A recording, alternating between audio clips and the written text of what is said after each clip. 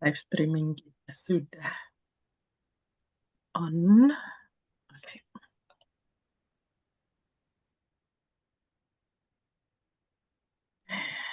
Ya.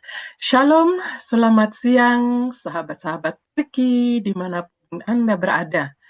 Saya wakili Perki Düsseldorf Lieke Gottwald Tauran dari Jerman menyampaikan selamat datang dan selamat bergabung dalam webinar kita yang bulan lalu kita pelajari pelajaran yang begitu mengagumkan dari kitab Daniel, dan saat ini kita akan mempelajari kitab Daniel pasal ketiga. Oke, baik, saya akan mematikan semua mikrofon yang lain ya, sementara kita akan memulainya. Dan seperti biasanya, kita akan memulai mendengarkan webinar kita ini.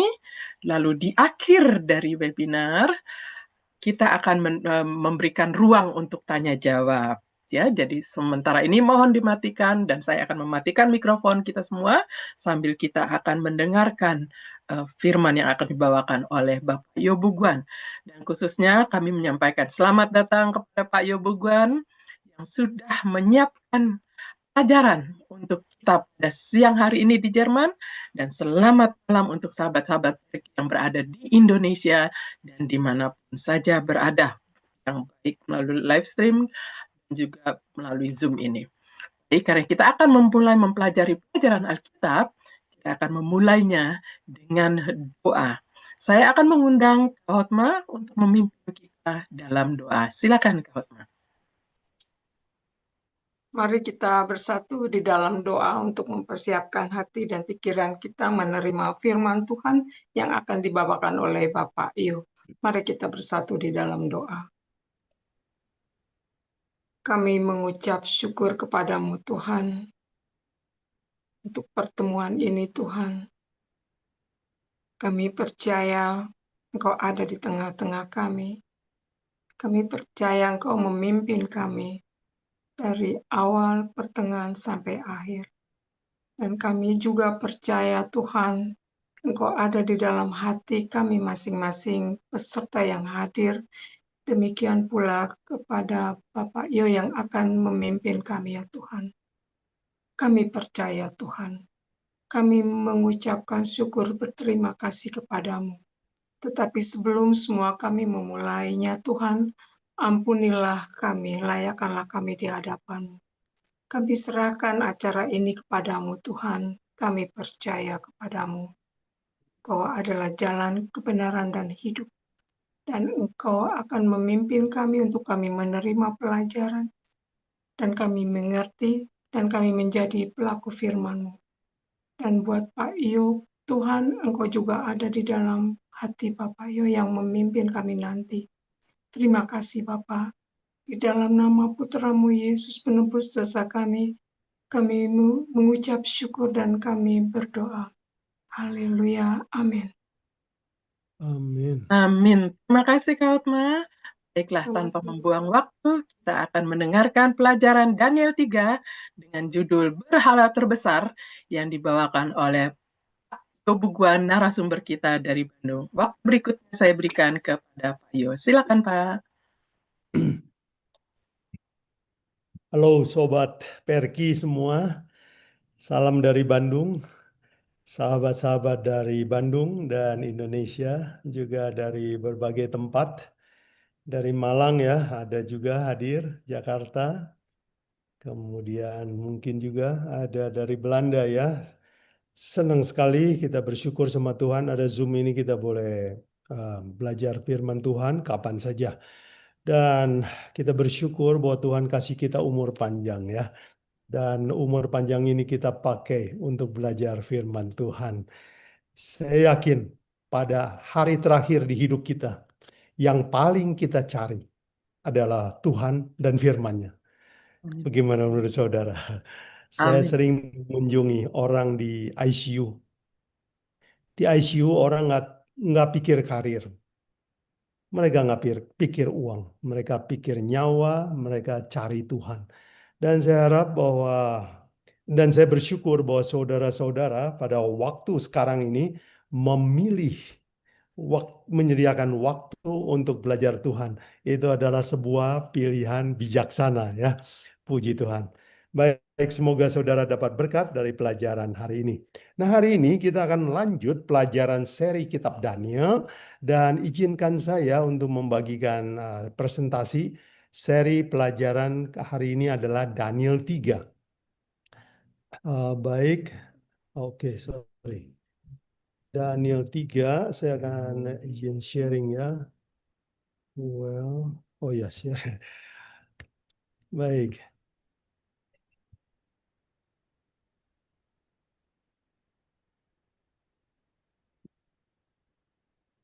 Baik. Baik, saudara sekalian, inilah Daniel 3 dan saya beri judul Patung Terbesar ya. Nah, saya percaya saudara ada yang sudah pernah membaca Daniel 3, ada yang belum pernah. Jadi yang pernah baca bersabar karena saya akan ungkap detail dari Daniel 3. Kepada yang belum baca, saya harap saudara juga mau bersedia untuk memperhatikan bahwa Daniel 3 adalah sebuah kisah yang seperti cerita anak-anak, tetapi itu adalah sebuah pelajaran penting buat kita. Nah, di dalam Daniel 3 berisi cerita tentang Raja Nebukadnezar, Raja Babylon, kerajaan terbesar waktu itu, mendirikan patung terbesar ya. Dan ceritanya akan kita pelajari dalam ringkasan seperti ini. Pelajaran ini saya bagi dalam 4 bagian. Yang pertama, kita akan belajar tentang patung emas. Kenapa raja bikin patung yang emasnya semuanya emas? Yang kedua, terjadi ujian iman. Dan yang ketiga, bagaimana cara Tuhan bekerja. Dan yang keempat, kita akan belajar mengambil sebuah aplikasi, yaitu di dalam hidup kita juga banyak patung-patung. Dan ada satu patung terbesar yang akan kita pelajari. Oke. Baik, kita mulai dengan yang bagian pertama, patung emas. Nah, di dalam Daniel 3 dibuka dengan catatan sebagai berikut. Ayat 1, Raja Nebukadnezar membuat sebuah patung emas yang tingginya 60 hasta dan lebarnya 6 hasta yang didirikan di dataran Dura di wilayah Babel. Lalu Raja Nebukadnezar menyuruh orang mengumpulkan para wakil raja, para penguasa, para bupati, para penasihat negara, para bendahara, para hakim, para ahli hukum, dan semua kepala daerah untuk menghadiri pentahbisan patung yang telah didirikan itu. Nah, saudara sekalian, sebagai gambaran, ini adalah sebuah patung yang tingginya dikatakan 60 hasta tingginya dan terbuat dari emas. Dan Bapak Ibu tahu bahwa harga emas sekarang mencapai tertinggi sepanjang sejarah dunia. Kalau patung ini diuangkan, mungkin itu mahal sekali. Jadi kita bisa bayangkan bahwa negara ini memang negara kaya dan dia mendirikan sebuah patung emas asli yang begitu besar. Nah, untuk membayangkan besarnya, izinkan saya untuk coba pakai logika yang sederhana. Itu tingginya patung ini kira-kira ya gedung 6 lantai lah. Jadi saudara bisa bayangkan, oh wow, itu sebuah patung wow, dan itu proyek bertahun-tahun. Nah, kalau saudara perhatikan, angka yang digunakan tuh banyak 6 ya. Misalnya dikatakan lebarnya 60. Tingginya 60, lebarnya 6. Jadi 666. Kenapa? Nah, untuk pengetahuan saja ini, bahwa di Babylon menggunakan sistem heksagesimal. Itu sistem angka 60 ya. Kalau kita itu disebut sistem desimal yang sekarang. Sistem 10 ya, desimal. Jadi kalau kita hitung mulai dari angkanya itu dari 0, 1, 2, itu sampai 9. Setelah 9 kita balik lagi menggunakan angka yang sebelumnya, yaitu 1 dan 0, 1 dan 1, 1 dan 2, 1 dan 3, dan seterusnya. Itu namanya desimal. Tetapi orang Babylon menggunakan sistem 60. Jadi dia ada angka 0 sampai 59 ya. Setelah itu balik ke 60 ya, lalu 61 dan seterusnya. Nah, sistem ini juga masih kita warisin dari Babylon, yaitu sistem jam ya. 1 menit ada berapa detik? 60 detik ya. 1 jam 60 menit. Jadi kita lihat bahwa sistem 60 itu masih kita pakai. Misalnya sudut ya. Sudut juga kita sistem hexadesimal. Ada beberapa yang masih menggunakan sistem dari zaman ini. Nah, saudara sekalian, kenapa saya singgung ini soal 6? Waktu kita belajar Wahyu 13, kita kan belajar angka 666 kan? Itu 666 semua. Kenapa kodenya gitu 666? Rupanya Alkitab itu memberikan kamusnya. Yaitu kalau Alkitab menyinggung bahwa bilangan akhir zaman, bilangan raja yang akan melawan menyiksa umat Tuhan pada akhir zaman adalah 666, itu artinya dia adalah Babylon rohani. Oke. Karena 666 adalah bilangan Babylon, maka 666 adalah sebuah kode bahwa itu adalah Babylon. Jadi kalau Daniel 3 ayat 1 dikatakan tingginya 60 hasta, lebarnya 6 hasta, memang sistem 666 itu adalah sistemnya Babylon ya. Dan Babylon kuno itu di dalam Wahyu dipakai sebagai nubuatan bahwa pada akhir zaman akan muncul sebuah kekuatan yang sifatnya seperti Babylon. Jadi kalau saudara suka belajar Wahyu yang pernah dulu kita bahas, saudara membaca di Wahyu 13 tentang 666, ingatlah bahwa memang itu adalah menunjuk kepada Babylon rohani akhir zaman. Oke. Jadi dengan belajar kitab Daniel, kita seperti dapat kamus untuk mengerti kitab Wahyu. Jadi memang orang sering katakan bahwa kitab Daniel dan kitab Wahyu adalah buku kembar. Kalau you tidak mengerti Wahyu, coba lihat Daniel. Kalau nggak ngerti Daniel, coba lihat Wahyu ya. Baik. Jadi ini adalah sebuah tipologi atau sebuah pola untuk mengerti Wahyu 13. Nah, ini buat pengetahuan saja. Kenapa 666 itu adalah Babylon rohani. Nah, sekarang kita mau mengajukan satu pertanyaan penting. Ya. Kenapa atau mengapa Raja Nebukadnezar mendirikan patung emas semuanya? Nah, bulan lalu kita sudah belajar bahwa raja ini bermimpi. Mimpinya itu sebuah lihat patung yang besar, tapi bukan emas semuanya. Tapi emasnya cuma di kepala. Di bawahnya besi, kemudian di pinggangnya itu dari tembaga, kakinya dari besi, kemudian besi bercampur tanah liat.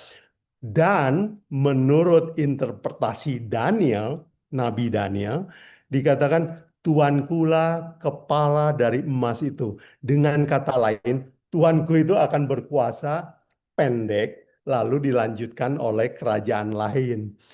Tafsir ini menarik perhatian dia, tapi menyinggung harga dirinya.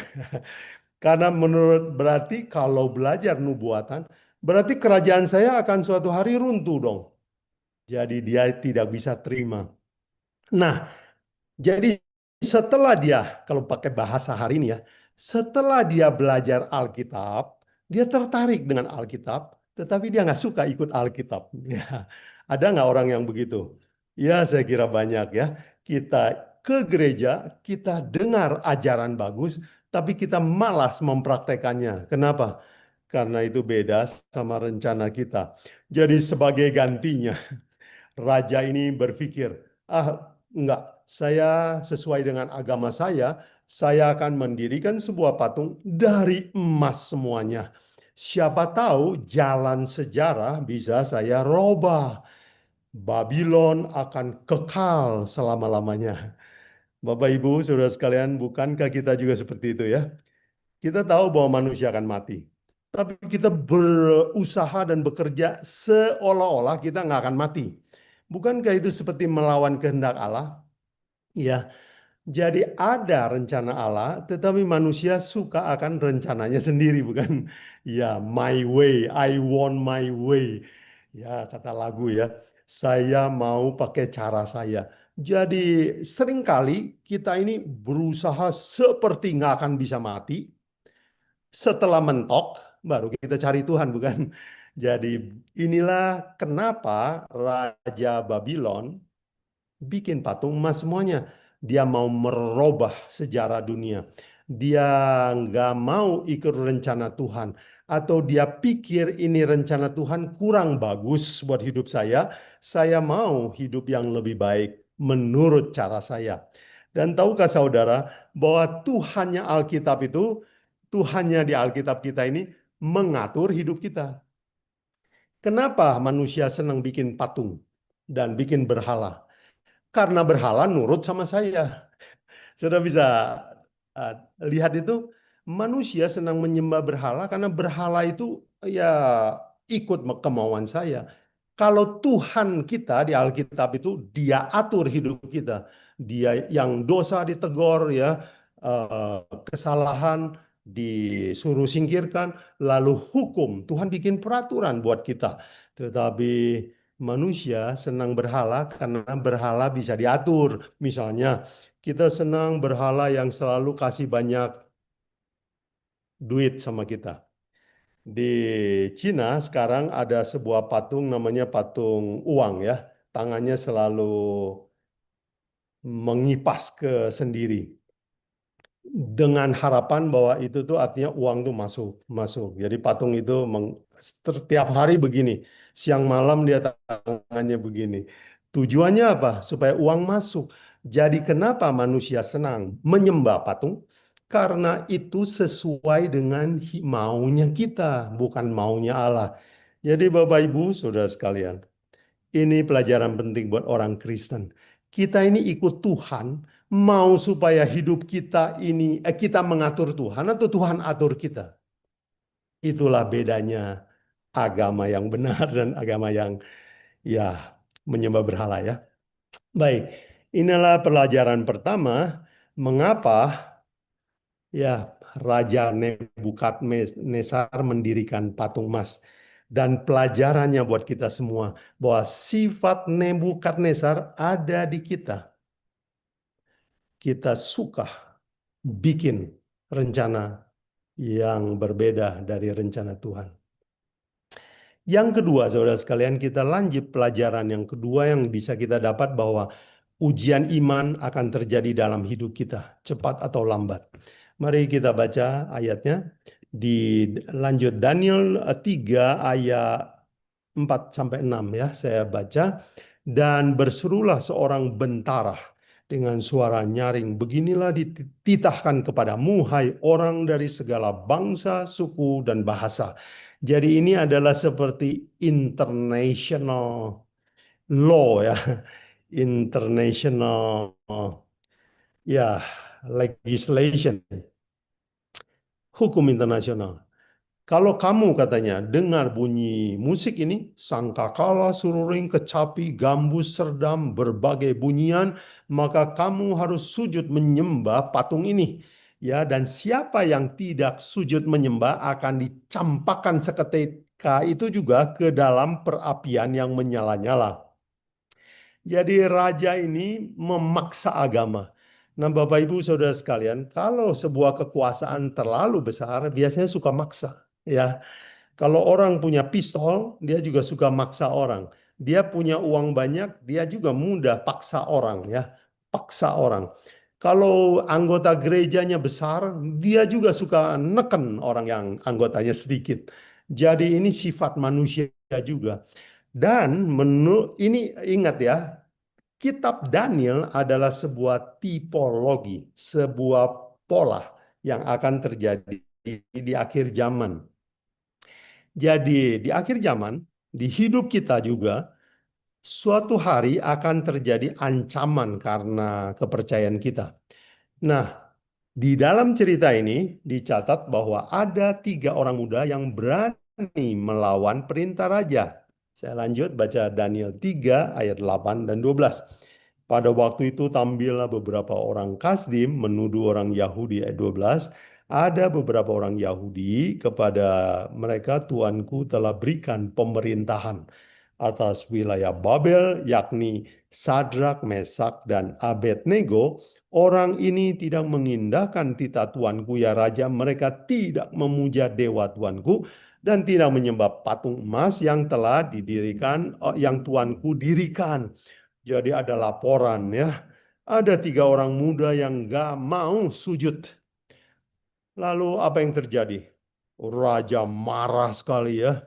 Lalu dipanggil dan diberi kesempatan kepada 3 pemuda ini. Ayo, kalau kamu nggak sembah, karena itu pegawai raja, pegawai tinggi. Jadi raja kasih kesempatan kedua. Kalau kamu sujud, saya ampuni. Kalau kamu nggak sujud, saya akan lemparkan hukum dengan dapur api. Nah, ini jawaban dari 3 orang muda ini ya, Daniel 3 ayat 16 sampai 18.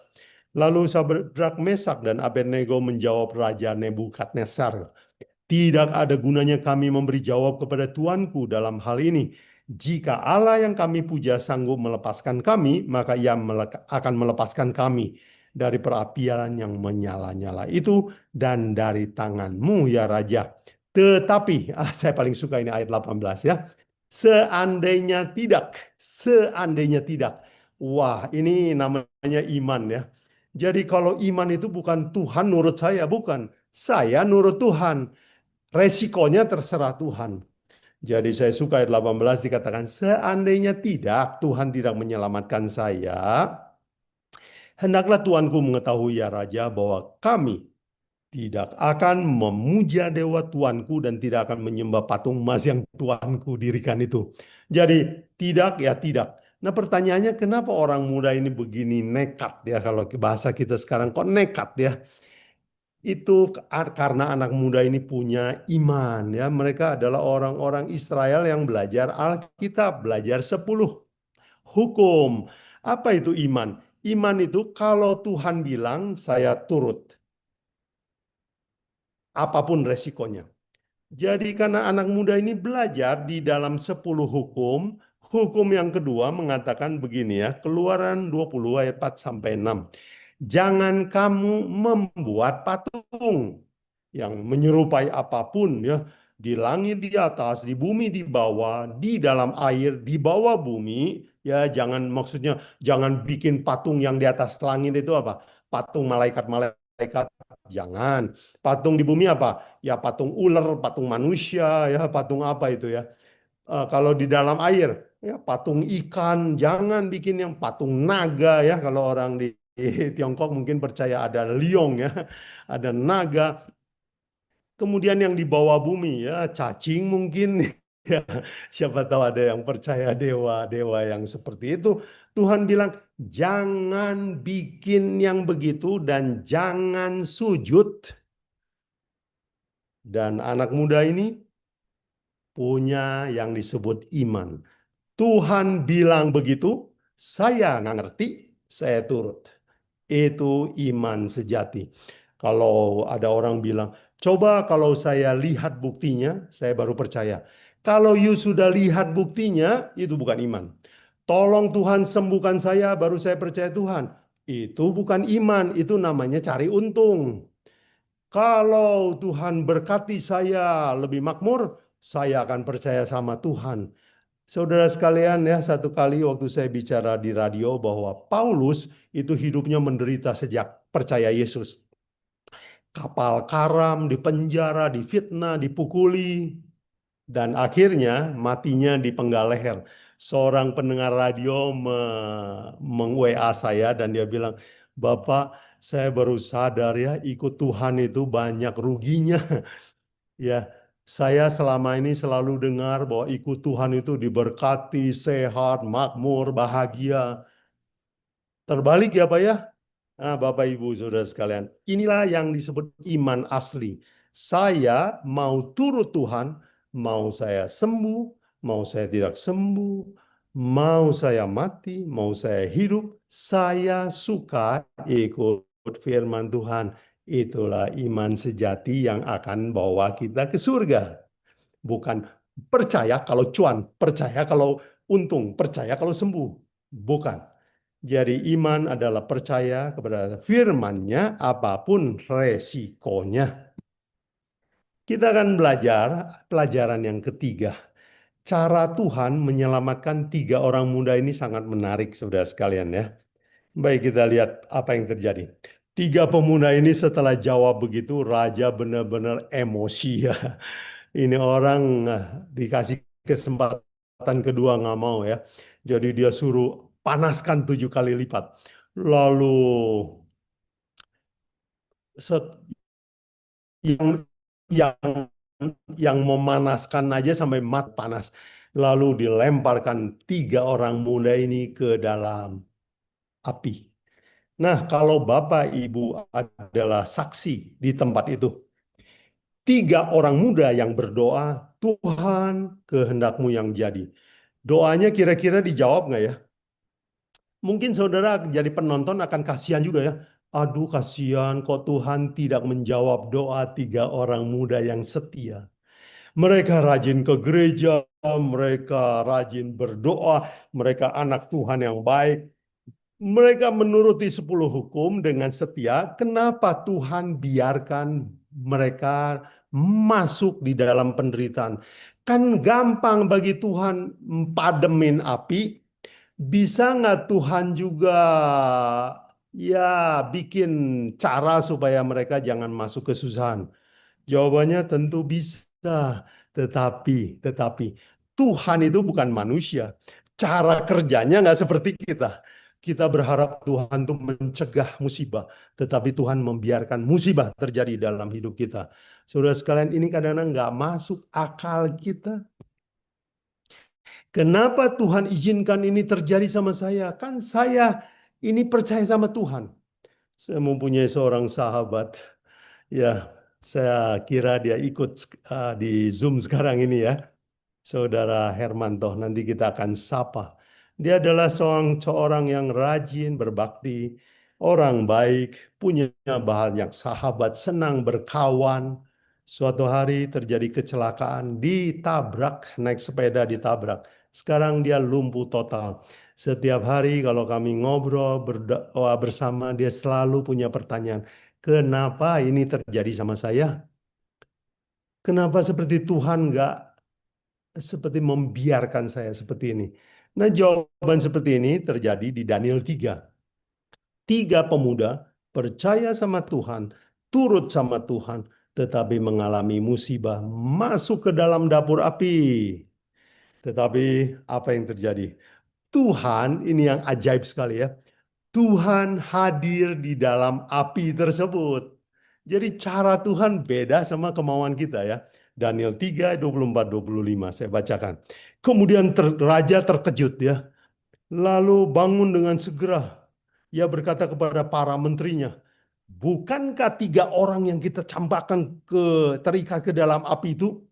Jawab mereka, benar ya Raja. Katanya, tetapi kenapa saya lihat ada 4 orang berjalan bebas di tengah-tengah api itu. Mereka tidak terluka. Dan yang keempat itu rupanya seperti anak dewa. Wow. Kalau buat saya ini adalah ayat yang benar-benar wow ya. Wow buat saya. Saya berharap Tuhan menjauhkan saya dari bahaya. Tetapi kadang-kadang Tuhan biarkan kita masuk dalam celaka. Tetapi ini yang ajaibnya Tuhan kita, yaitu Dia membiarkan kita celaka supaya Dia bisa berjalan bersama kita dalam penderitaan. Oh, itu luar biasa, rancangan yang di luar nalar manusia. Tetapi itulah cara kerja Tuhan, beda sama cara kerja manusia. Dan Tuhan memberikan berkat tambahan kepada orang setia ini ya. Orang yang dikira dia musibah ini adalah sesuatu yang jelek. ternyata berkat terselubung ya. Daniel 3 ayat 28 dan 30. Lalu Raja Nebukadnezar melihat mujizat ini, orang tidak terbakar, bahkan ada 4 orang di dalam api. Dia bilang, dia tobat ya, terpujilah Allahnya Sadrak, Mesak, dan Abednego. Ia telah mengutus malaikatnya dan melepaskan hamba-hambanya yang telah menaruh percaya kepadanya dan berani melanggar titah raja yang menyerahkan tubuh mereka dan tidak mau memuja Allah manapun kecuali Allah mereka. Ayat 30. Lalu raja memberikan kedudukan tinggi kepada Sadrak, Mesak, dan Abednego di wilayah Babel. Bukan main, saudara sekalian. Tuhan itu menyediakan hadiah yang besar kepada orang yang berani setia. Nah, saudara sekalian, mungkin saudara pikir, aduh, saya kok nggak ada hadiah-hadiah apa yang kelihatan. Bapak, Ibu, saudara sekalian, jangan lupa Tuhan berjanji barang siapa yang setia sama akhir akan mendapatkan hidup yang kekal. Saudara mau hargai berapa itu hidup yang kekal? Apa itu bisa dibandingin dengan jabatan? Apa itu dibandingin dengan emas? Apa itu bisa dibandingkan dengan kesehatan? Enggak ada bandingannya, saudara sekalian. Itu adalah kedudukan tinggi penghargaan Tuhan kepada orang yang bertahan sampai akhir. Tidak melihat hasil-hasil penurutan, tetapi ingatlah bahwa mata iman kita harus menembus langit. Bahwa di seberang langit biru tersedia hidup bagi orang yang setia. Jadi kesimpulannya, saudara sekalian, cara kerja Tuhan berbeda. Dia izinkan api kesusahan, namun Dia berjanji berjalan bersama kita dalam kesusahan itu. Nah, kenapa ya cara Tuhan bekerja seperti ini? Saya teringat akan seorang jenderal zaman Perang Dunia Kedua yang terkenal, namanya Jenderal Douglas MacArthur ya. Dan dia menulis puisi yang terkenal ya. Dan puisinya disebut A Father's Prayer ya. Doa seorang bapa. Dia tulis tentang anaknya ya. Tuhan katanya, berikan saya seorang anak yang begini dan begitu. Berikan saya seorang anak yang begini dan begitu. Dan saya cuman mau tekankan yang bagian ketiga ya. Saudara perhatikan. Ya, tolong bimbing anak saya memohon. Jangan berikan kepada mereka jalan yang ringan, enteng, dan enak. Tetapi berilah mereka tekanan, ya, kesulitan, dan tantangan. Supaya mereka belajar untuk berdiri di badai. Supaya mereka belajar mengasihi orang yang gagal. Wow, dan doa ini terkenal ya. Tuhan berikan kepada anak saya kesusahan. Dan jangan jauhkan kesusahan dari anak saya. Tetapi saya memohon, tolong anak saya supaya bisa mengatasi kesusahan, berdiri tegak mengatasi kesusahan. Doa seorang ayah yang pemberani. Sering kali doa kita adalah doa yang lemah. Kita mau anak kita jalannya mulus. Tetapi ini adalah doa mewakili sifat Tuhan kita. Tuhan mau kita seperti emas murni, diuji, harganya mahal, karakter kita dibentuk. Bukan anak manja, minta uang, dikasih uang, minta sembuh, dikasih sembuh. Saudara sekalian, jangan berharap jalan yang mudah. Karena itu adalah baby-baby yang tidak pernah bertumbuh. Tuhan mau kita jadi dewasa. Dan orang dewasa jatuh dan bangun. Tetapi ingatlah bahwa dalam jatuh bangun Tuhan berjalan bersama kita. Jadi saudara sekalian, ingatlah bahwa cara Tuhan bekerja beda sama cara yang kita mau. Selanjutnya, saudara sekalian, mari saya ringkaskan apa yang kita pelajari tadi. Pertama, patung. Kenapa raja mendirikan patung? Karena dia mau percaya sesuai dengan kemauan saya. Ya, dia mau hidup sesuai dengan pikirannya. Tapi ingat, kekristenan adalah hidup diatur oleh firman Tuhan. Yang kedua, akan ada ujian iman, cepat atau lambat dalam hidup kita. Dan yang ketiga, cara Tuhan bekerja beda dengan harapan kita. Catat, ini adalah prinsip Alkitab. Itu adalah sebuah kayak itulah aturan ya, hukum di dalam Alkitab. Karena Tuhan bukan manusia.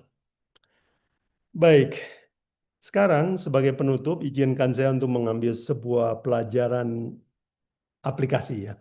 Jadi kalau tadi pelajaran langsung, ini pelajaran yang tidak langsung, ini diolah sedikit lah. Kalau masak ini kasih bumbu-bumbu lagi sedikit ya. Dan saya ingin bikin aplikasi judulnya adalah patung terbesar dalam hidup kita ya. Apakah ada berhala dalam hidup kita? Baik, apa definisi berhala? Ya, berhala di Perjanjian Lama adalah patung. Di Perjanjian Baru ada sebuah ayat yang menolong kita untuk mengerti apa itu berhala modern. Mari saya kutip tulisan Paulus ya, Kolose 3 ayat 5. Karena itu, matikanlah dalam dirimu segala sesuatu yang duniawi, yaitu percabulan, kenajisan, hawa nafsu, nafsu jahat, dan juga keserakahan. Nah, saudara perhatikan yang saya garis bawahi ya. Yang sama dengan penyembahan berhala. Saya suka ayat ini. Dan itu menjadi clear sekali. Zaman modern kita pikir, oh ya kita nggak sembah patung. Tetapi Paulus bilang ini patung yang ada dalam hidupmu. Cabul, nafsu jahat, nafsu serakah, ambisi. Ini semua adalah berhala yang kamu puja-puja terus. Sujud setiap hari. Lebih daripada Tuhan. Jadi dengan kata lain, definisi berhala, kata Paulus adalah hawa nafsu. Itu pujaan kita setiap hari. Lidah nggak bisa ditahan, berhala. Kulit nggak bisa ditahan, berhala. Mata nggak bisa ditahan, berhala. HP, website yang kita nggak bisa tahan untuk tidak buka, berhala. Jadi kata Paulus, inilah berhala terbesar dalam hidup kita, nafsu kita. Apalagi, saya mengutip nasihat Yesus. Matius 16 ayat 24. Lalu Yesus berkata kepada murid-muridnya, setiap orang yang mengikut aku, ia harus apa katanya? Sangkal dirinya dan memikul salib dan mengikut aku. Jadi saudara sekalian, saya suka sekali ayat ini. Sebab ini adalah titik puncak dari kekristenan. Jadi puncak kekristenan itu bukan jadi pendeta, bukan jadi pengkhotbah, bukan jadi missionary atau menyumbangkan seluruh hartanya untuk filantropi ya, untuk sumbang-sumbang bikin yatim piatu. Bukan. Titik tertinggi kekristenan adalah sifat diri mati. Nah, tahukah saudara kata diri atau kata saya dalam bahasa asli itu adalah ego. Nah, dari kata ego itulah kita dapat kata egois, egosentrik ya, dan ego-ego yang lain. Jadi ego itu artinya saya.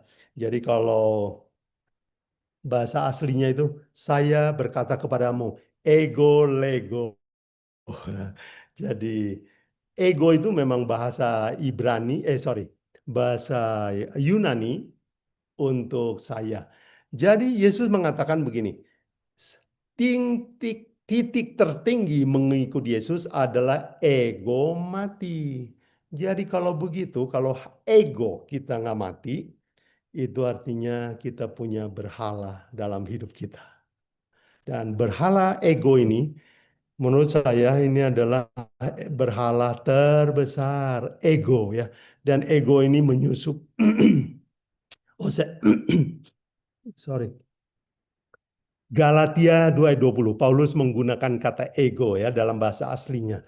Galatia 20 dia katakan ego telah disalib kan dengan Kristus, namun aku hidup, bukan aku sendiri yang hidup, melainkan Kristus yang hidup di dalam aku, dan seterusnya. Jadi Paulus bilang bahwa ego ini harus dimatikan. Kalau enggak, dialah penghalang Yesus nggak bisa bertakhta di kita. Jadi berhala terbesar adalah ego.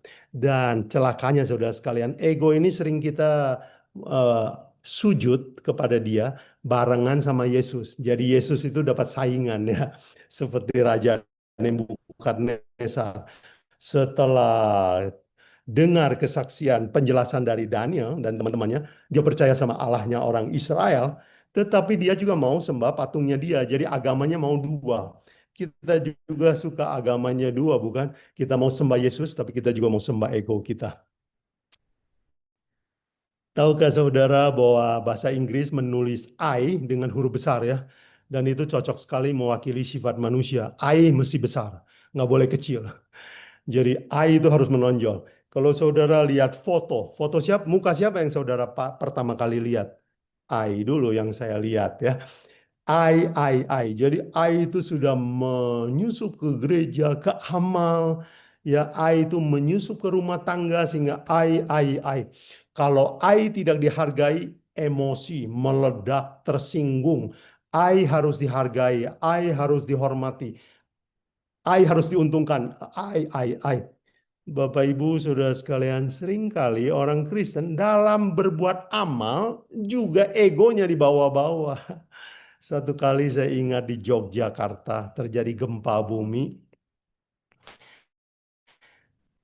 Semua badan amal datang untuk berlomba-lomba menolong korban gempa di Jogja. Semua orang bikin tenda dan berlomba mau di jalan utama supaya bisa difoto oleh wartawan, supaya bisa meliput dengan jelas.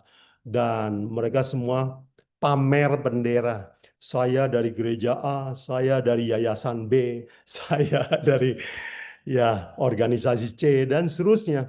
Sampai akhirnya orang-orang yang jadi korban ini lambat dapat bantuan, dan mereka akhirnya mengusir semua orang yang pasang tenda untuk pajang itu spanduk-spanduk. Mereka bilang, kami bukan butuh spanduk, kami butuh bantuan. Jadi Bapak Ibu Saudara sekalian, saya percaya seringkali dengan berbuat amal itu juga ego ikut ya. Satu kali saya mau bantu seorang tukang sampah. Anak kecil bilang, kesian sekali kamu kok kecil-kecil pungut sampah, nggak sekolah deh, nggak ada uang katanya. Terus saya kasih uang, terus saya mau ambil foto dia. Dia bilang, Bapak pasti mau posting ya di TikTok ya. Saya jadi malu. Jadi saya kasih bantuan, tapi saya mau foto dia. Saya mau kasih tahu sama teman, mungkin saya mau pamer sama keluarga saya bahwa tadi saya telah berbuat baik. Dan peristiwa itu menegur hati saya. Ego saya sebenarnya sedang bekerja. Saya kira saya melayani Tuhan saya, tapi ego yang sedang bekerja. Baik, Paulus kasih sebuah prinsip penting. Kenapa egoisme ini harus mati? Kalau nggak mati, kamunya mati. Ya, Galatia 5 ayat 19 dan 21, Paulus berkata, perbuatan daging telah nyata, yaitu kepentingan diri, egois kan? Dan seterusnya, dan terhadap semuanya itu, Paulus bilang, ku peringatkan, berarti ini, oh ya, attention please. Dikatakan bahwa in warning ya, barang siapa yang melakukan hal demikian, tidak akan dapat bagian dalam kerajaan Allah. Aduh, pakai bahasa simpel aja ya. Kalau kamu egonya nggak dimatikan, kamu masuk neraka. Sorry, itu bahasa Paulus saya terjemahkan dalam bahasa yang sederhana. Jadi ego ini hati-hati sekali, saudara sekalian. Saking halusnya patung ini, kita nggak pernah koreksi. Kita pikir kita orang baik, kita pikir kita orang Kristen. Nah, saya ingin menolong kita semua bagaimana kita tahu bahwa ego itu hidup dalam diri saya. Ini ciri-ciri kalau ego hidup ya. Ini di kitab Yakobus ada. Kalau kita memuaskan diri, ya nggak bisa tahan itu nafsu kita. Kalau kita haus pujian, ya kalau zaman sekarang bilangnya jempol ya, like ya. Tolong like and subscribe. Jadi kita ada seorang yang bilang sama saya, saya sudah nge-like kamu, kamu meni sombong, kenapa kamu nggak nge-like saya? Jadi ini, aduh, satu kali saya mulai pikir, jangan terlalu juga posting-posting di sosmed ya. Sebab kalau nggak ada yang kasih jempol, suka sedih juga nih. Itu ego yang sedang bekerja. Bagaimana kalau mudah tersinggung? Ya, mudah tersinggung adalah ciri ego kita terlalu tinggi. Mudah tersinggung. Itu gampang. Dan mungkin saudara sopan sama orang luar, bagaimana sama istri? Bagaimana sama suami? Bagaimana sama anak? Kalau mudah tersinggung, itu ego kayak balon besar. Ditusuk sedikit, meledak. Kalau mudah sakit hati, ego sedang bekerja. Kalau kita susah mengampuni dendam, ya, kesel, kepahitan, disimpan terus dalam memori kita, itu kita egonya terlalu tinggi. Kemudian kalau kita mudah bertengkar, mudah berdebat, hal kecil kita bertengkar, hal besar kita apalagi, itu ciri-ciri bahwa berhala egonya itu besar. Debat. Ya, coba saudara ingat-ingat kapan saudara berdebat sama pasanganmu di rumah. Saya kalau numpang di mobil orang, menarik sekali memperhatikan suami istri yang di depan itu suka berantem itu soal jalan itu. Belok kiri kanan aja itu bisa berantem. Jadi saya di belakang itu suka jadi penonton ya. Dan saya senyum-senyum bahwa dulu saya juga begitu. Tapi puji Tuhan, saya bertobat.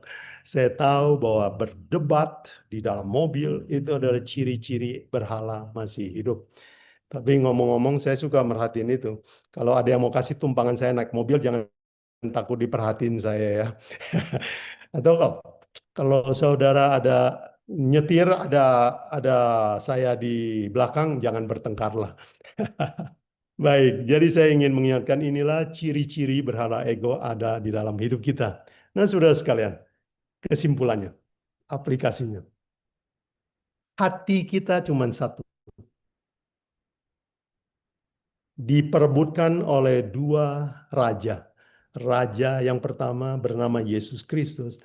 Raja yang kedua adalah nafsu dan ego kita. Tempatnya cuma satu, kursinya cuma satu. Saudara mau kasih ke siapa? Nah, untuk sekarang kita mau belajar bagaimana supaya nafsu dan ego ini bisa mati ya. Caranya puji Tuhan, Paulus kasih nasihat sama kita begini.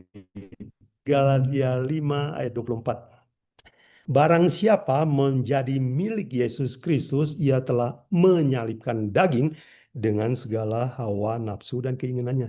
Ia sudah menyalibkan, membunuh, memaku ya. Nah, saudara sekalian, mungkin nggak kita menyalibkan diri sendiri? Nggak bisa, kita perlu bantuan orang ya. Yesus juga menyalibkan, nggak bisa menyalibkan diri sendiri. Sebab kalau saudara paku tangan kiri, kaki kanan, lalu tangan yang terakhir siapa yang maku? Jadi nggak akan pernah diri kita ini mati. Jadi diri ini hanya bisa mati dengan sebuah bantuan orang lain. Nah, kalau saudara punya kutil, punya bisul, mau dioperasi, berani saudara potong sendiri? Berani pakai ambil pisau obat bius, suntik sendiri dan potong? Saya nggak yakin. Kita akan takut. Jadi untuk membuang bisul kita perlu bantuan dari ahli.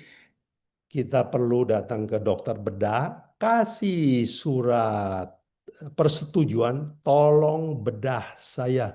Lalu kita pasrah, terserah dia. Saudara sekalian, itulah caranya mematikan ego kita. Kita nggak mungkin mematikan ego. Sebab itu adalah raja lama kita. Itu berhala terbesar dalam hidup kita.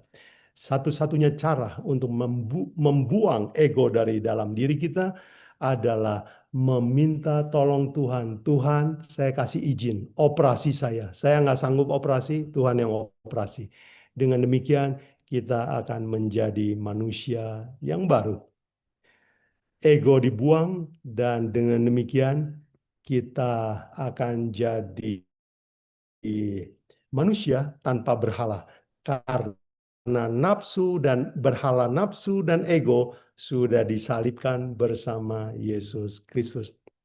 Ingatlah Bapak Ibu Saudara sekalian, ujian terbesar apakah ego sudah mati atau belum adalah di rumah tangga. Kalau saudara mudah tersinggung kepada pasangan, ingat ego belum mati. Datang sama Tuhan, minta tolong dioperasi. Semoga pelajaran hari ini menolong kita untuk punya rumah tangga yang lebih bahagia, pengalaman kekristenan yang lebih dalam. Berjalan bersama Kristus dan menyerupai karakter Kristus, dan karakter kita diubahkan selamanya. Dan suatu hari, semoga kalau Yesus datang, kita dibilang, oh oke, you bolehlah masuk surga. Saya berdoa semoga semua peserta Zoom meeting ini akan masuk surga. Kiranya Tuhan memberkati. Baik, kita tunduk kepala sebelum kita masuk tanya jawab ya. Tuhan Allah Bapa kami di surga, Allah yang maha baik, Allah yang bekerja berbeda dengan harapan kami manusia. Sebab Engkau adalah Allah di langit, bukan manusia yang di bumi. Ya Tuhan, ajari kami untuk menjauhkan segala berhala dalam hidup kami. Kami tidak sanggup, kami mau izinkan Tuhan mengubah hati kami. Buatlah rumah tangga kami sekali lagi lebih bahagia, lebih damai. Berkati semua pendengar, biarlah damai sejahtera surga akan menyertai saudara pendengar semua. Berkati teman-teman kami yang sakit, yang ya dalam sakit, penyakit, kesusahan, ya kesulitan, kiranya Tuhan bantu mereka untuk keluar dari masalahnya.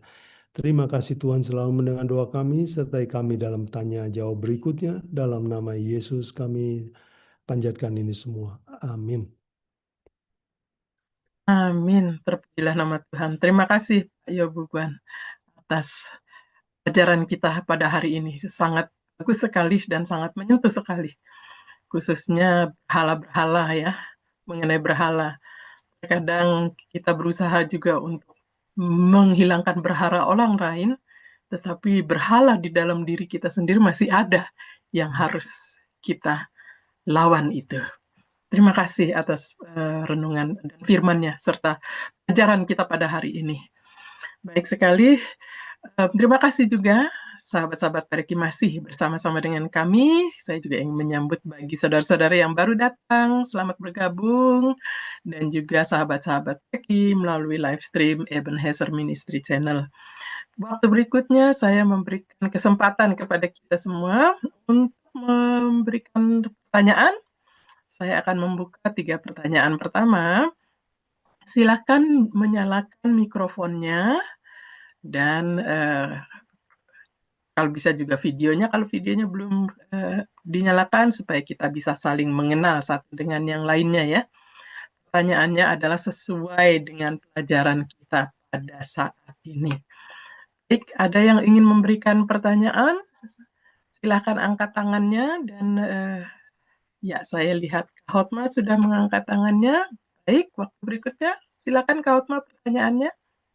Ya, saya pada kesempatan ini saya mungkin antara bertanya atau saya mengucapkan syukur.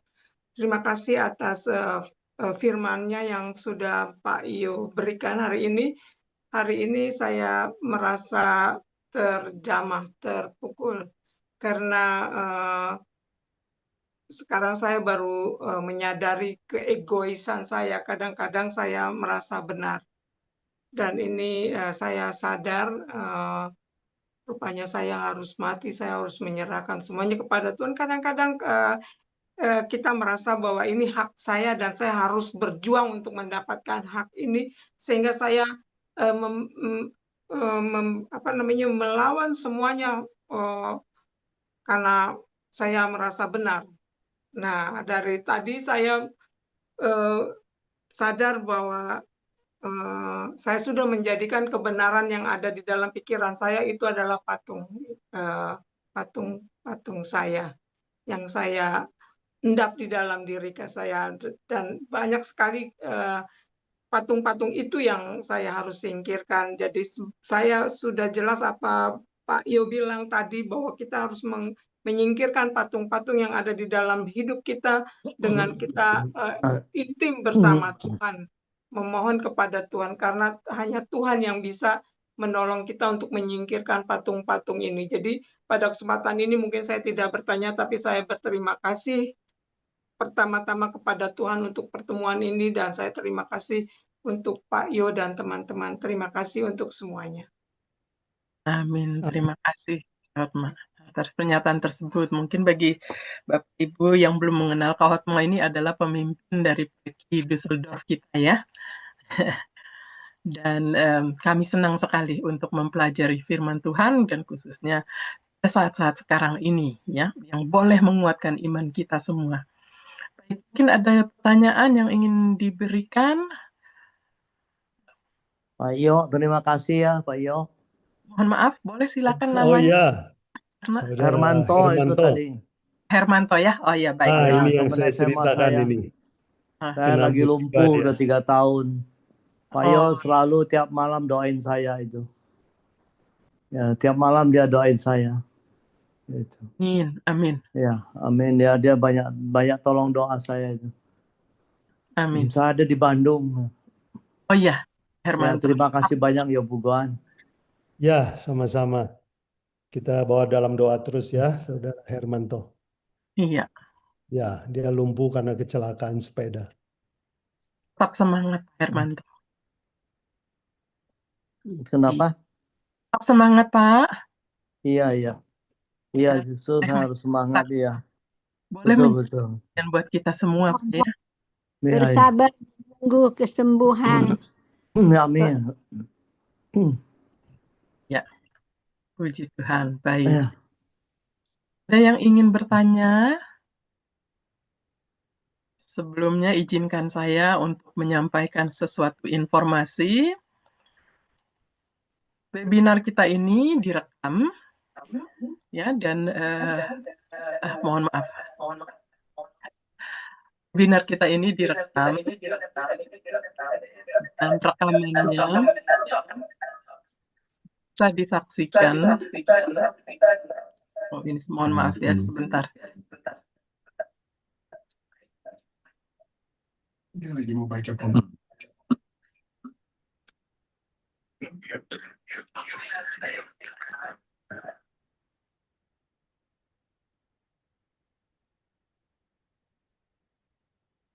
Mohon maaf ada gangguan sedikit.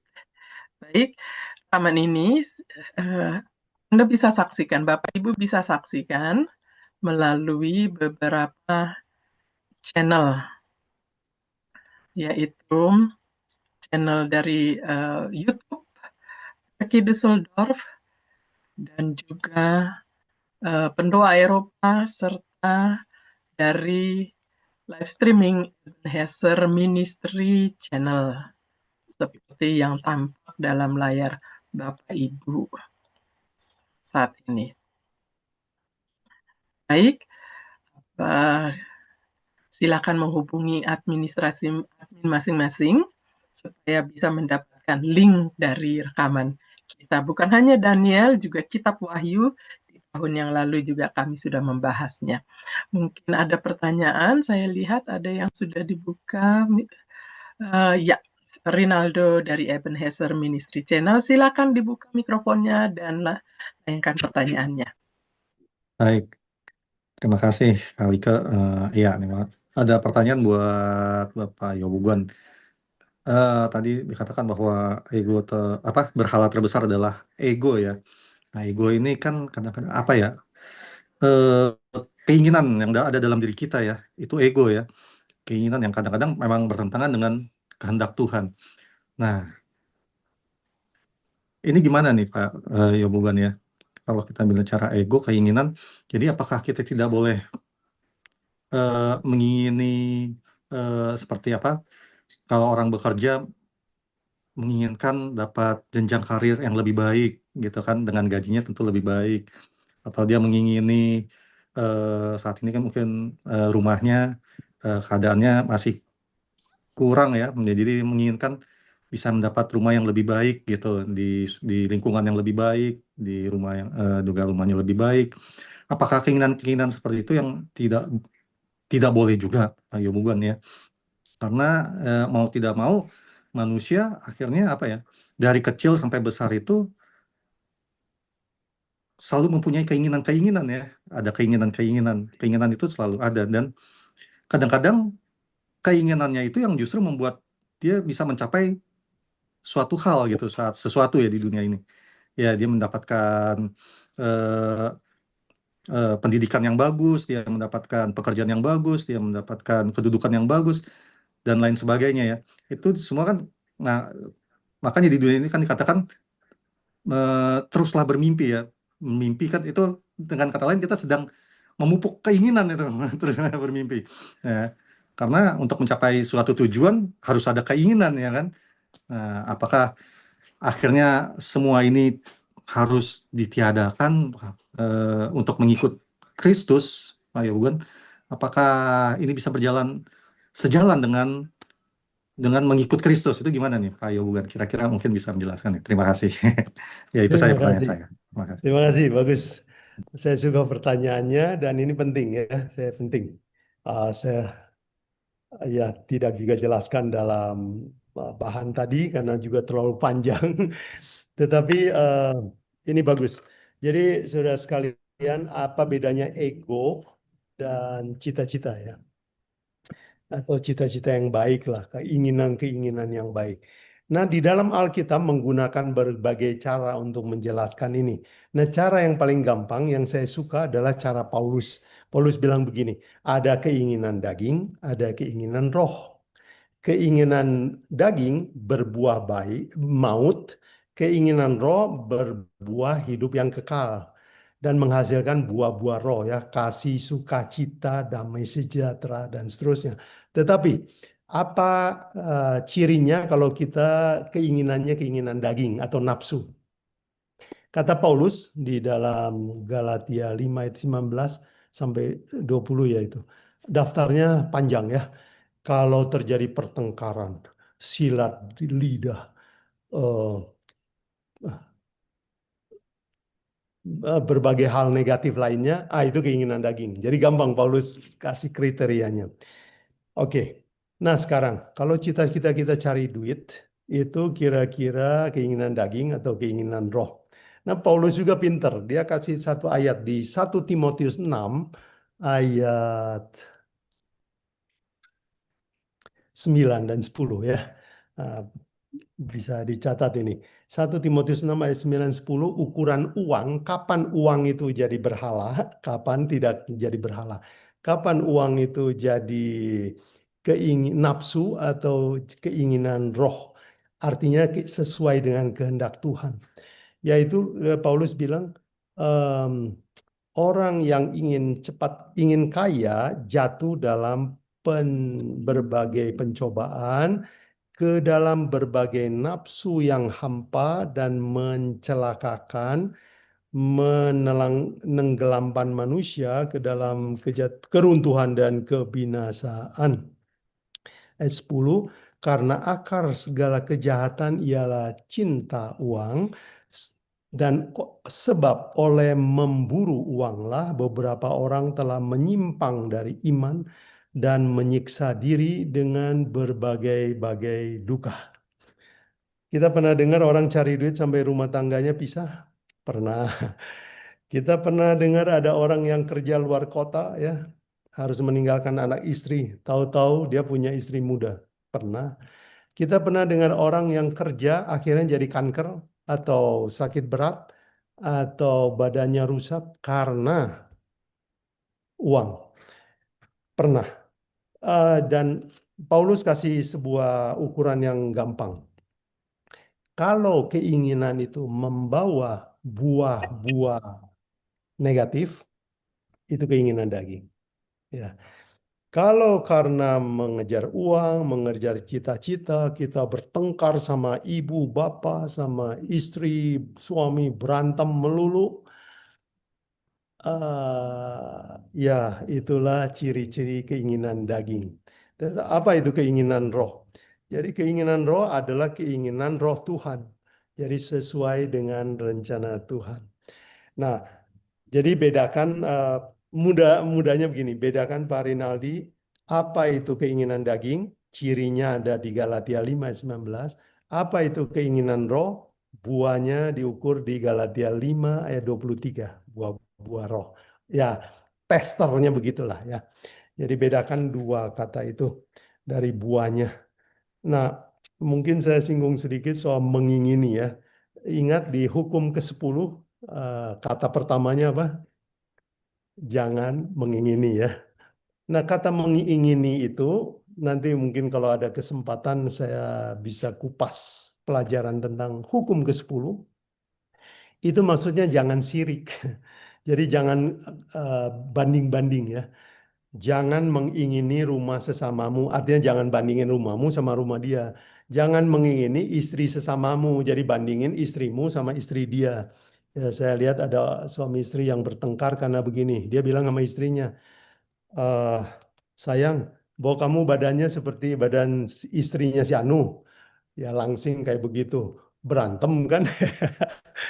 Jadi jangan banding-banding. Anakmu kau banding sama orang lain. Saya ya lihat ada orang tua yang, nak kau ini belum dapat kerja, sudah ijazah sampai S berapa, lihat dia lulusan SMA sudah kerja, bla bla bla. Garansi bertengkar itu. Anakmu nggak mau bicara lagi sama bapaknya. Karena kita banding-banding. Nah, jadi mengingini yang di hukum ke-10 itu negatif. Atau boleh kita juga bilang itu keinginan daging lah ya. Tukang banding-banding terus. Jadi Pak Rinaldi ada dua keinginan, keinginan daging, keinginan roh. Nah, yang jadi berhala adalah itu. Kita memanjakan daging. Manjain ya. Ya di okein lah.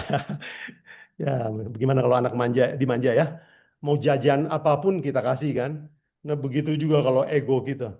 Apa yang kita mau beli ya.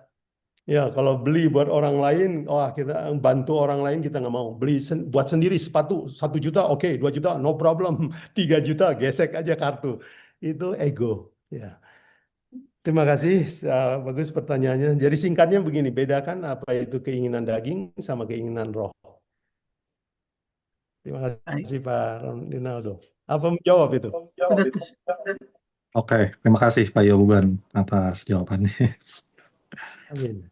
terima kasih.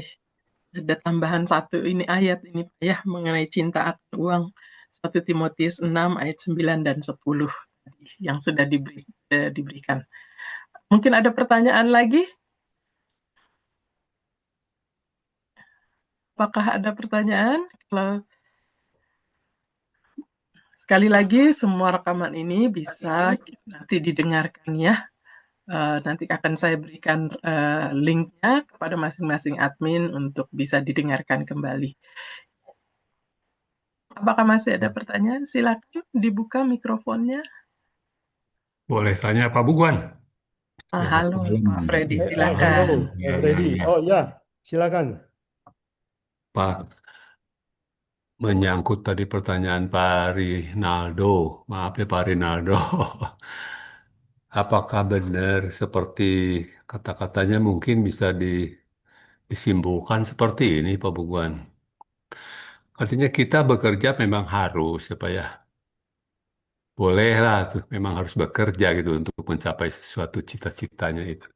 Tetapi maksud saya mungkin jangan sampai mengejar cita-citanya itu sampai melupakan Tuhan sama sekali. Jadi artinya porsi pikiran kita terhadap pekerjaan dengan porsi terhadap pikiran terhadap Allah tuh kedekatannya kita dengan Allah harus jauh lebih besar kepada Allahnya gitu. Dan Allah lah yang memimpin kita dalam berusaha untuk mengejar cita-citanya. Mungkin begitu Pak Bugan. Iya, betul. 100. Paulus bilang 1 Timotius 6 ayat 10 katanya oleh karena mengejar uang banyak orang menyimpang dari iman. Ya itu sebenarnya kata lain yang Pak Freddy simpulkan. Mencari uang sampai lupa Tuhan. Nah, itu kira-kira Ya, jangan sampai sampai begitu aja Pak Rinaldo. melalaikan hukum Tuhan. Betul, betul. Jadi ukurannya itu.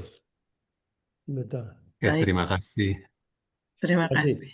Terima kasih. Iya, Jadi ada ayat di Amsal Sulaiman bilang gini, berkat Tuhanlah yang menjadikan kaya.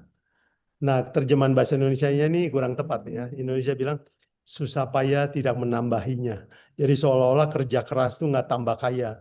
Tambah kaya, kalau kita kerja lebih keras mungkin kita akan, ya kalau kita kerja 3 shift gajinya tentu lebih besar dari 1 shift, bukan? Jadi sebenarnya itu adalah berkat Tuhan lah yang menjadikan kaya, tidak ada kesusahan di dalamnya. Jadi kalau Tuhan kasih berkat, itu uang itu nikmat, jadi manfaat. Tetapi kalau kita ngotot mau ngejar harta atas ego kita, itu banyak kesusahan, banyak ririwit lah kalau bahasa Sunda bilang lah. Betul kan? Ini duit itu nggak pernah gratis kan, duit itu banyak boncengannya ya. Begitu duit banyak, banyak yang mau minjem kan. Begitu duit bertambah, tukang tipu juga nambah. Ya, saudara-saudara pernah ditipu orang, karena saudara punya duit, makanya tipu. Coba kalau nggak ada duit, nggak ada yang penipu yang datang. Jadi, duit itu selalu banyak embel-embelnya lah. Nah, ayat firman Tuhan itu bilang, berkat Tuhan itu berkat manfaat, Tuhan kasih wisdom untuk memakai uang. Uang itu selalu bertambah, keluarga jadi tambah bahagia, ya.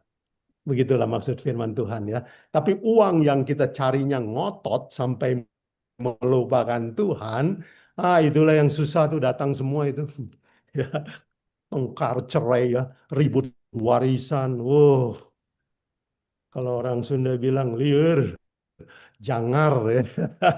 Ya Pak Freddy ya, masih ingat bahasa Sunda kan?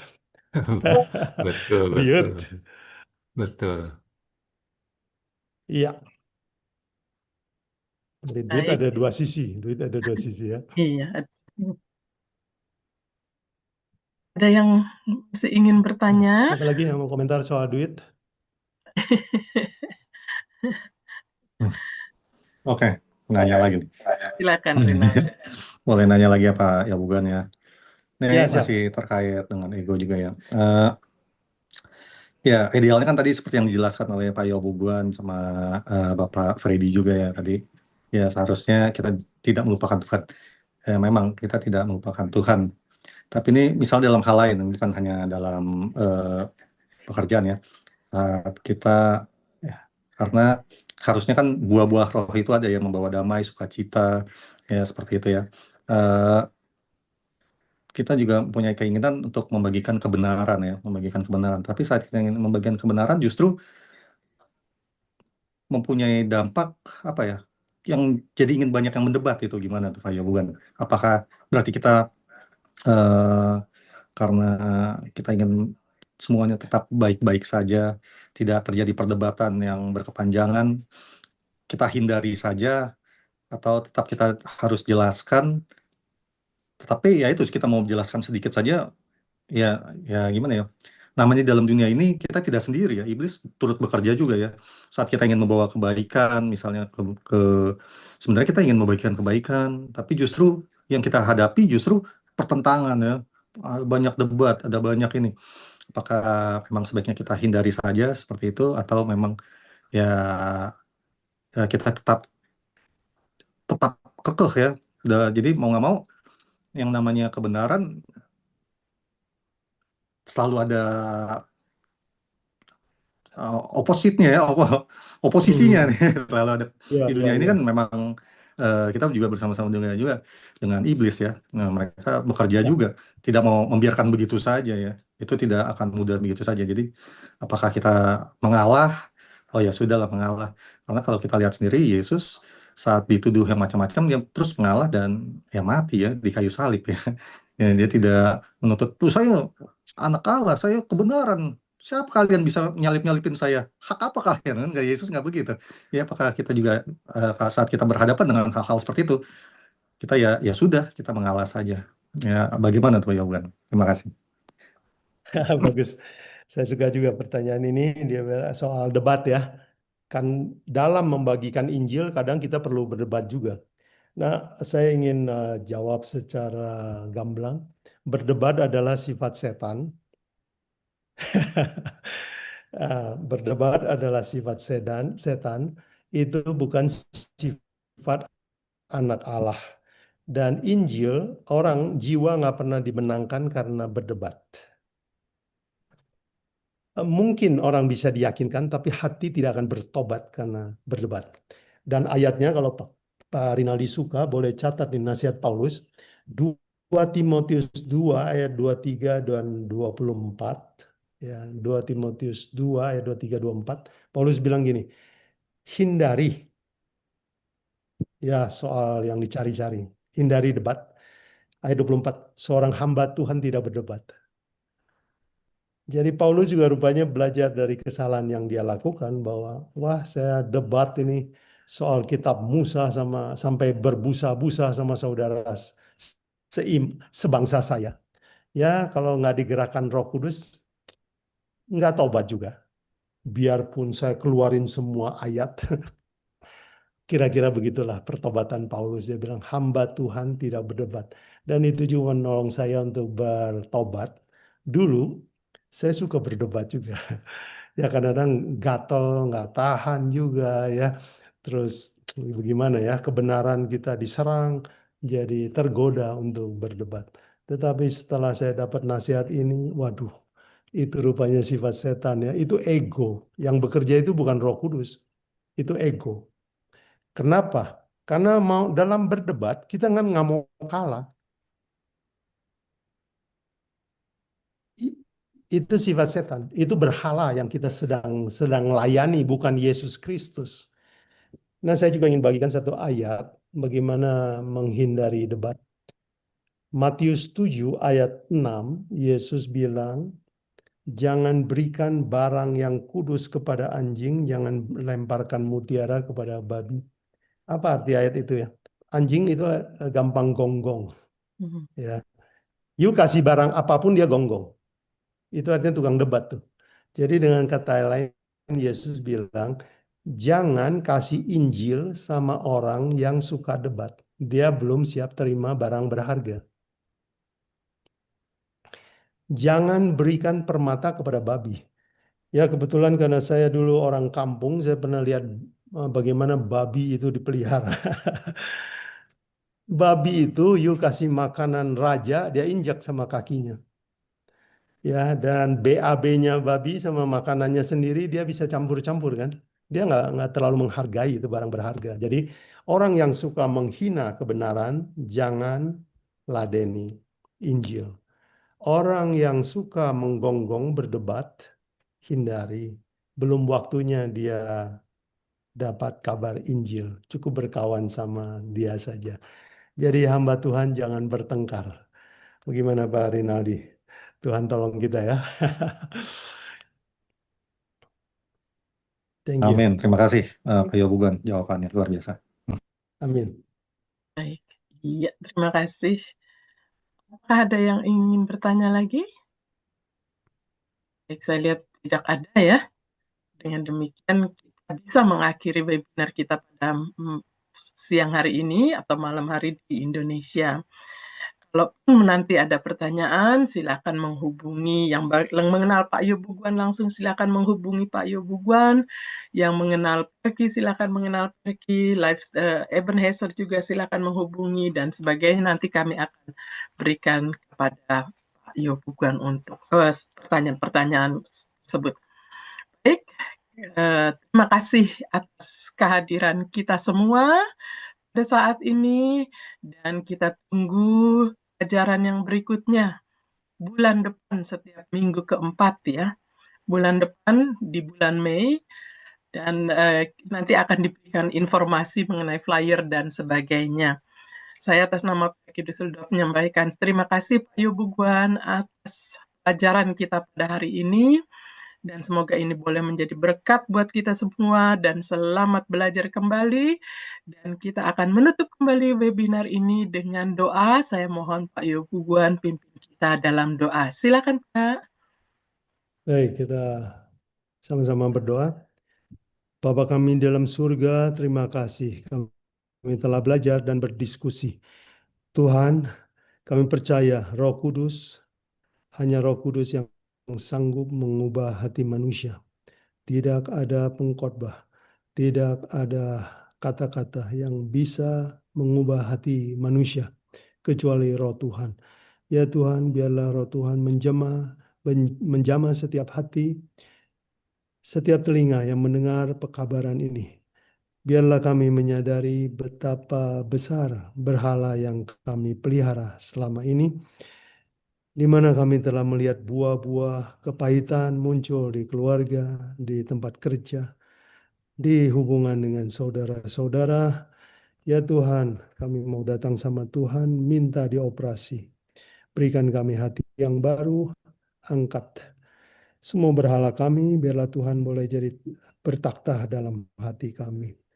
Tuhan berkati semua peserta, berkati Perki Düsseldorf, semua orang yang mendengarkan pelajaran ini. Diberkati mereka, kiranya hidup mereka diubahkan. Dan layakan kami boleh bertemu Tuhan waktu Engkau datang. Tuhan, kami ingat juga mau titipkan saudara kami yang sakit. Mereka sangat membutuhkan Tuhan, khususnya seperti saudara Hermanto yang dalam keadaan sakit, penderitaan yang berat, sangat merindukan pertolongan Tuhan. Bantulah dia. Begitu juga Ibu Lea di Jerman yang sedang juga dalam proses pemulihan, sakit yang serius. Tuhan, kami percaya Engkau dokter di atas segala dokter. Engkau punya rencana lebih dari yang sanggup kami pikirkan. Kiranya yang terbaik boleh terjadi dalam hidup saudara-saudara kami yang sakit. Terima kasih ya Tuhan, selalu mendengar doa kami. Kami serahkan sisa hidup kami, sisa waktu kami kepada-Mu. Dalam nama Yesus Tuhan kami berdoa. Tuhan kami. Amin. Amin. Terpujilah nama Tuhan. Terima kasih Pak Yobuguan dan terima kasih atas kehadiran